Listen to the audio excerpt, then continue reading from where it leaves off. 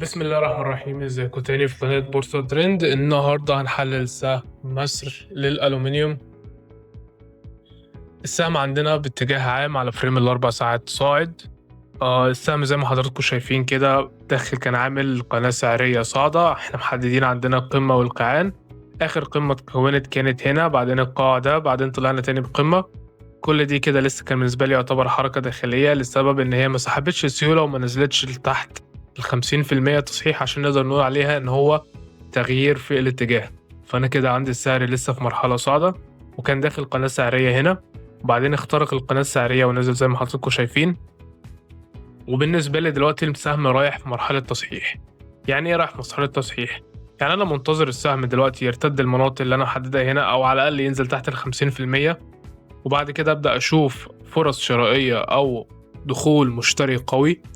ومن المنطقة دي هي هبدأ أفكر بقى إذا كنت أشتري وأخد السهم معايا لمراكز أرباح كويسة ولا لأ. فزي ما حضراتكم شايفين القناة السعرية عندي اتكسرت، فأنا إيه متوقعه الأسبوع اللي جاي من السهم ده؟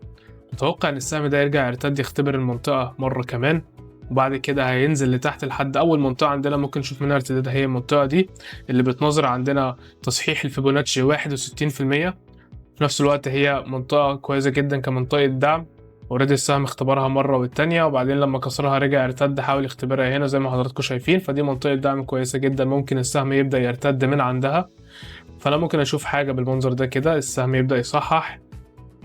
وبعدين لو شفت المنظر ده بيتكون عندي قدامي على الشموع اللبنية على فريم أصغر شوية من الأربع ساعات، ممكن أبدأ أخد السهم الهدف أول عندي هنا عند القناة السعرية لو اختبرها مرة كمان، وأخدها لحد القمة السابقة اللي فوق.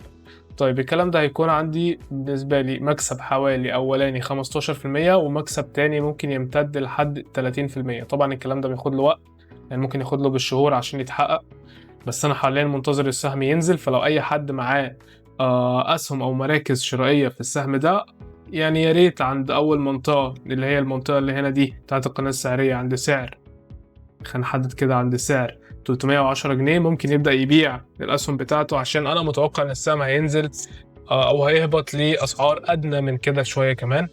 مش بعيد جدا نشوف السهم كمان بيصحح لحد بعد المنطقة دي، عند المنطقة اللي فيها أحجام تداول عالية جدا، وهي برضو منطقة تصحيح أعمق شوية لحد ال 79%، 246 جنيه. ومن هنا تبدأ برضو تشوف نفس التصحيح ده.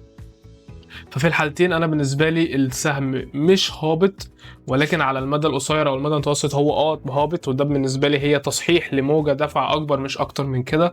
فانا ما حبسش شراء خالص من المناطق السعريه دي. انا هستنى السهم يوصل ما بين سعر 273 جنيه و 262 جنيه. من هنا ابدا استنى اشوف اي اشارات شرائيه، ومن بعد كده لو ما لقيتش اشارات شرائيه فانا ممكن استنى السهم ينزل تحت كمان عند منطقه 251 جنيه ونص ل 244 جنيه. اي سهم تاني تحبوا نحلله يا ريت تكتبوا تحت في الكومنتات، وما تنسوش تعملوا لايك وشير ومتابعه. والسلام عليكم ورحمه الله وبركاته.